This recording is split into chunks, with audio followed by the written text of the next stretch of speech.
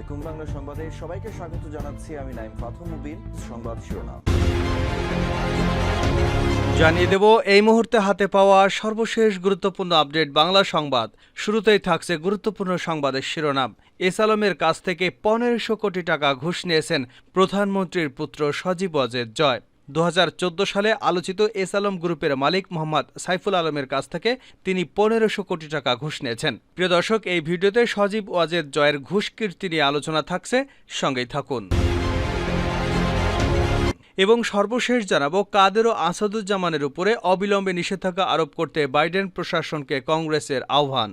বাংলাদেশের সরকারি চাকুরিতে কোটা ব্যবস্থা সংস্কারের দাবিতে বিক্ষোভ এবং এর ধারাবাহিকতায় ছাত্র জনতার আন্দোলনে শেখ হাসিনার সরকারের পতন, মানবাধিকার লঙ্ঘন সহ সাম্প্রতিক ঘটনাবলী নিয়ে যুক্তরাষ্ট্রের পররাষ্ট্রমন্ত্রী অ্যান্টনি ব্লিংকেন অর্থমন্ত্রী ইয়েলেনকে চিঠি দিয়েছেন ৬ জন কংগ্রেস সদস্য। এতক্ষণ শিরোনাম শুনছিলেন, এবার বিস্তারিত। প্রিয় দর্শক, আপনি যদি এই চ্যানেলে নতুন হয়ে থাকেন, ভিডিওটি দেখতে দেখতে চ্যানেলটি সাবস্ক্রাইব করে আমাদের সঙ্গে থাকুন। আর এই ভিডিও সম্পর্কে আপনি আপনার মূল্যবান মতামতটি কমেন্ট বক্সে জানিয়ে দিন। আর হ্যাঁ প্রিয় দর্শক, জানিয়ে দিন ভিডিওটি কোথা থেকে দেখছেন। এস আলমের কাছ থেকে ১৫০০ কোটি টাকা ঘুষ নিয়েছেন প্রধানমন্ত্রীর পুত্র সজীব ওয়াজেদ জয়। ২০১৪ সালে আলোচিত এস আলম গ্রুপের মালিক মোহাম্মদ সাইফুল আলমের কাছ থেকে ১৫০০ কোটি টাকা ঘুষ নিয়েছেন প্রধানমন্ত্রীর পুত্র এবং তথ্য ও যোগাযোগ বিষয়ক উপদেষ্টা সজীব ওয়াজেদ জয়। এস আলম গ্রুপের ১৩০০ মেগাওয়াটের একটি পাওয়ার প্ল্যান্ট বানানোর যন্ত্রপাতি কেনায় কর ফাঁকির সুবিধা দেওয়ার অফার দিয়ে এই ঘুষ নেন। আর তাতে প্রায় ৩,০০০ কোটি টাকা কর দিতে হয়নি এস আলম গ্রুপকে। শুক্রবার ভারতীয় গণমাধ্যম নর্থ ইস্ট নিউজের এক অনুসন্ধানী রিপোর্টে এ চাঞ্চল্যকর তথ্য জানা গেছে। ভারতের ডিরেক্টরেট অব এনফোর্সমেন্টকে দেওয়া জবানবন্দিতে জয়ের ঘুষ নেবার বিষয়টি স্বীকার করেছেন এনআরবি গ্লোবাল ব্যাংকের সাবেক ব্যবস্থাপনা পরিচালক পিকে হালদার। এস আলম হলেন প্রতিষ্ঠানটির চেয়ারম্যান। জয়ের দুর্নীতির তথ্য ফাঁস হওয়া ছাড়াও রিপোর্টে ২০১৪ এবং ২০১৮ সালে জাতীয় নির্বাচনে ক্ষমতাসীন আওয়ামী লীগকে এস আলমের ১৫০০ কোটি টাকা প্রদান এবং দুর্নীতি দমন কমিশন, ডিজিএফআই, আইজিপি এবং আইন মন্ত্রণালয়ের শীর্ষ পদে কাকে নিয়োগ দেওয়া হবে তাতে ব্যবসায়ী এবং এস আলমের প্রভাব খাটানোর এ সকল তথ্য উঠে আসে। ভারতের ডিরেক্টরেট অব এনফোর্সমেন্টের সদস্যদের হাতে পশ্চিমবঙ্গের অশোকনগর থেকে গ্রেপ্তারের এক সপ্তাহের মধ্যেই বাংলাদেশে একটি ব্যাংকের কর্মকর্তা, এনআরবি গ্লোবাল ব্যাংকের সাবেক ব্যবস্থাপনা পরিচালক পিকে হালদার জিজ্ঞাসাবাদ চলাকালে দেশটির আইনশৃঙ্খলা বাহিনীর কর্মকর্তাদের জানান যে ২০১৪ সালে ১৫০০ কোটি টাকা ঘুষ নিয়েছিলেন প্রধানমন্ত্রীর পুত্র সজীব ওয়াজেদ জয়। ইডির এ সংক্রান্ত তথ্যের নথি নর্থ ইস্ট নিউজের কাছে পৌঁছায়। ইডির তথ্য ঘেটে জানা যায়, প্রভাবশালী ব্যবসায়ী মোহাম্মদ সাইফুল আলমকে ব্যবসার বিভিন্ন কাজ পাইয়ে দেবার বিনিময়ে তার কাছ থেকে ঘুষ নিয়েছেন বাংলাদেশের শীর্ষ রাজনীতিবিদদের আত্মীয় স্বজন এবং সহযোগীরা। বাংলাদেশ সহ দক্ষিণ এশিয়ার বিভিন্ন দেশে ব্যবসা পরিচালনা করা সাইফুল আলমের সিঙ্গাপুরে নাগরিকত্ব রয়েছে। তিনি রিলায়েন্স ফাইন্যান্স লিমিটেডের এনআরবি গ্লোবাল ব্যাংক লিমিটেডের চেয়ারম্যান। পিকে হালদার ২০০৯ থেকে ২০১৫ সাল পর্যন্ত রিলায়েন্স ফাইন্যান্স লিমিটেডের ব্যবস্থাপনা পরিচালক ছিলেন।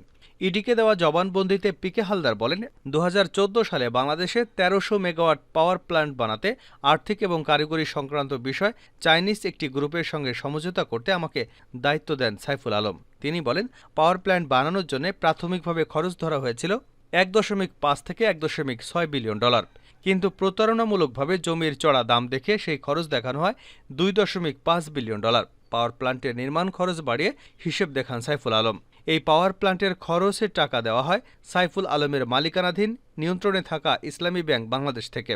ইডিকে পিকে হালদার বলেন, পাওয়ার প্ল্যান্টের যন্ত্রপাতি আমদানিতে যে রাজস্ব ট্যাক্স দেবার কথা তা দিতে রাজি হয়নি সাইফুল আলম। আর এতে সাইফুল আলমের কোম্পানিতে প্রায় ৩,০০০ কোটি টাকা ট্যাক্স দিতে হয়নি। বাংলাদেশের সরকারই তাকে এই সুযোগ তৈরি করে দেয়। আর এর জন্য সজীব ওয়াজেদ জয়কে ১৫০০ কোটি টাকা ঘুষ দিতে হয়েছে সাইফুল আলমকে। গত ২ বছর ধরে বাংলাদেশের জনসম্মুখে দেখা যায়নি সজীব ওয়াজেদ জয়কে। ধারণা করা হচ্ছে তিনি বিদেশে নিজের অবস্থান গোপন করে বসবাস করেছেন। ওই ২ বছরে মাঝে মাঝে তাকে ওমান এবং যুক্তরাষ্ট্রে দেখা গেছে। ইডির নথিগুলো স্বাধীনভাবে যাচাইয়ের সুযোগ পায়নি নর্থ ইস্ট নিউজ। তবে ইডির পাবলিক প্রসিকিউটর অরিজিৎ চক্রবর্তী ২০২২ সালে জুলাই মাসে বলেন, পিকে হালদার জিজ্ঞাসাবাদের সময় বাঘা বাঘা ব্যক্তিদের নাম বলে দিয়েছেন। সরকারি কারো নাম না উল্লেখ করে তিনি বলেন, বাংলাদেশের এই সাবেক ব্যাংক কর্মকর্তা জানিয়েছেন বাংলাদেশ এবং ভারতের প্রভাবশালী ব্যক্তিরা টাকা আত্মসাতের সঙ্গে জড়িত। এরপর থেকে আদালতে নিয়মিত মামলার কার্যক্রম ছাড়া ইডির এই মামলাটির কার্যক্রম আর এগোয়নি। ২০২২ সালের ১৪ মে 5 সহযোগী সহ আশকোনা থেকে পিকে হালদারকে গ্রেপ্তার করে ইডির সদস্যরা। ইডির মামলার নথি অনুসারে জানা যায়, পিকে হালদারের 11টি বাড়ির বিষয়ে অভিযান চালানোর সময় এই 6 জনকে গ্রেপ্তার করা হয়েছিল। তাদের বিরুদ্ধে টাকা পাচারের অভিযোগে মামলা দায়ের করা হয়। ইডির 15 মে একটি নথি থেকে জানা গেছে, পিকে হালদার এবং তার সহযোগীরা প্রতারণার মাধ্যমে পশ্চিমবঙ্গের রেশন কার্ড, ভোটার কার্ড এবং আধার কার্ড বাগিয়ে নিয়েছেন। এমনকি এসব ভুয়া পরিচয়পত্র ব্যবহার করে তারা ভারতের বিভিন্ন কোম্পানি খুলে বসে পশ্চিমবঙ্গের সম্পত্তি ক্রয় করে। গত বছর ভারত সরকারের কাছে বাংলাদেশের দুর্নীতি দমন কমিশনের তদন্ত করবার অনুরোধের পর গভীর তদন্ত নামে ইডি। তদন্তে ব্যাপক দুর্নীতি আর ঘুষ নেবার চিত্র উঠে আসে। এই অনুসন্ধানে বাংলাদেশের 10,000 কোটি টাকার ব্যাংক জালিয়াতি আর বিদেশে টাকা পাচারের বিষয়টি জানা যায়। বাংলাদেশ এবং ভারতে ভুয়া পাসপোর্ট ছাড়াও পিকে হালদারের কাছে গ্রেনেডার পাসপোর্টও পাওয়া যায়। এ সময় পিকে হালদারের বিরুদ্ধে ইন্টারপোলে রেড কর্নার নোটিশের বিষয়ে জানতে পারে ইডি। পিকে হালদার ইডিকে বলেন, 6টি ব্যাংক, একটি নন ব্যাংকিং আর্থিক প্রতিষ্ঠান, 2টি সাধারণ বীমা কোম্পানি এবং 2টি জীবন বীমা কোম্পানির উপর পরিপূর্ণ নিয়ন্ত্রণ রয়েছে সাইফুল আলমের। নিজের 3টি কোম্পানিকে ব্যবহার করে সাইফুল আলমের মালিকানায় রয়েছে 2টি বাণিজ্যিক ব্যাংক। এছাড়া ঢাকা ও চট্টগ্রাম স্টক এক্সচেঞ্জে তার সদস্য পদ রয়েছে। পিকে হালদার বলেন, ফার্স্ট সিকিউরিটি ইসলামী bank limited, union bank limited, global ইসলামী ব্যাংক লিমিটেড এবং সোশ্যাল ইসলামী ব্যাংক লিমিটেডের মোট ঋণের প্রায় 60% ঋণ সুবিধা পেয়ে থাকে সাইফুল আলমের কোম্পানি এবং প্রতিষ্ঠানগুলো। একই সময় এই 4 ব্যাংকের মোট ঋণের প্রায় 20% ঋণ দেওয়া হয় অন্য ব্যাংকের পরিচালকদের। এর মধ্যে রয়েছে আইএফআইসি ব্যাংকের মালিক এবং প্রধানমন্ত্রীর বেসরকারি শিল্প ও বিনিয়োগ উপদেষ্টা সালমান এফ রহমান। সরকার এবং বেসরকারি ব্যাংকগুলো থেকে সাইফুল আলম এবং তার পরিবারের সদস্যদের নিয়ন্ত্রিত প্রতিষ্ঠানগুলো 20,000 কোটি টাকারও বেশি ঋণ নিয়েছে বলে জানান পিকে হালদার। ইডিকে দেওয়া জবানবন্দিতে পিকে হালদার বলেন, সাইফুল আলম তার অঢেল টাকার সুবাদে বাংলাদেশ সরকারের গুরুত্বপূর্ণ বিভিন্ন দপ্তর এবং প্রতিষ্ঠানে নিয়ন্ত্রণ করে থাকেন। বাংলাদেশের 4টি গুরুত্বপূর্ণ প্রতিষ্ঠান, দুর্নীতি দমন কমিশন, ডিজিএফআই, আইজিপি এবং আইন মন্ত্রণালয়, এগুলোর শীর্ষ পদে কাদের নিয়োগ দেওয়া হবে তাতে প্রভাব খাটান তিনি। আওয়ামী লীগ এবং হেফাজতে ইসলাম সহ বিভিন্ন রাজনৈতিক দলগুলোকে অনুদান দেবার বিষয়টি ইডির নথিতে জানা গেছে। পিকে হালদার বলেন, 2014 এবং 2018 সালে নির্বাচনে আওয়ামী লীগকে প্রায় 1500 কোটি টাকা অনুদান দিয়েছেন সাইফুল আলম। অনুদানের টাকার মধ্যে সাইফুল আলমের 2টি কোম্পানি থেকে 100 কোটি টাকার অনুমোদন আমি নিজে ব্যবস্থা করে দিয়েছি। ওবায়দুল কাদের ও আসাদুজ্জামানের উপর অনতিবিলম্বে নিষেধাজ্ঞা আরোপ করতে বাইডেন প্রশাসনকে কংগ্রেসের আহ্বান।